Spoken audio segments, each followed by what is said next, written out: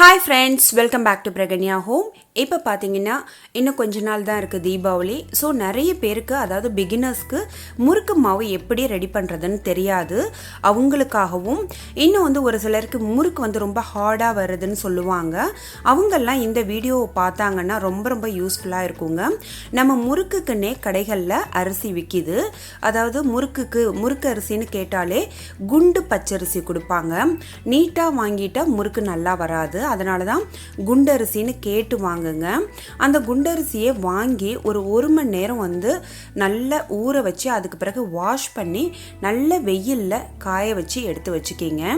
முக்கியமானதுன்னு பார்த்தீங்கன்னா இந்த முறுக்கு நல்ல கரகரன்னு சாஃப்டா வர்றதுக்கு இதுல ஒரு பொருள் சேர்க்கிறேன்.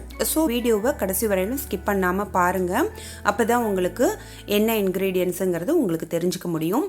இப்போ பார்த்தீங்கன்னா இந்த அரிசியை நல்லா நான் வாஷ் பண்ணி காய வச்சு எடுத்து வச்சுக்கிட்டேன். இப்போ பார்த்தீங்கன்னா 1 கிலோ ஒரு சிலருக்கு கம்மியாக செஞ்சு பார்க்கலான்னு பார்ப்பாங்க. அப்படி இருக்கிறவங்களுக்கு நீங்கள் எந்த கப்பால் எடுக்கிறீங்களோ 4 கப்பு அரிசின்னா இதால் 1 கப் அளவுக்கு வெள்ளை உளுந்து எடுத்துக்கங்க. இதுதான் முறுக்கு மாவோட ரேஷியோ. இப்படி செஞ்சிங்கன்னா ரொம்ப நல்லா இருக்கும். இன்னைக்கு பார்த்தீங்கன்னா நான் இதால் 4 கப்பு அரிசி எடுத்து வச்சுருக்கேன்.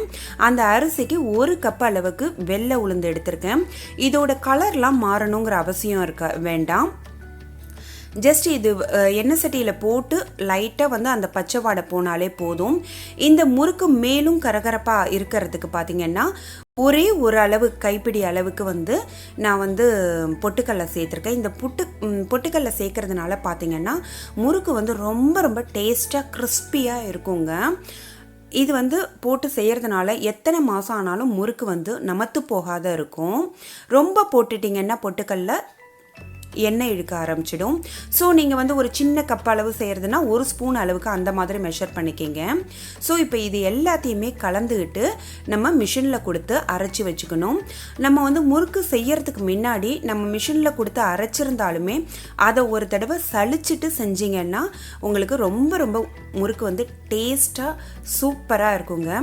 கண்டிப்பாக இந்த மாதிரி இந்த மெத்தடில் நீங்கள் செஞ்சு பாருங்கள், ரொம்ப அருமையாக வரும். இந்த ரேஷியோவில் இப்படி செஞ்சால் பிகினர்ஸ் கூட முறுக்கு பர்ஃபெக்டாக வருங்க. இப்போ நம்ம இதை மிஷினில் கொடுத்து அரைச்சி வச்சுக்கலாம்.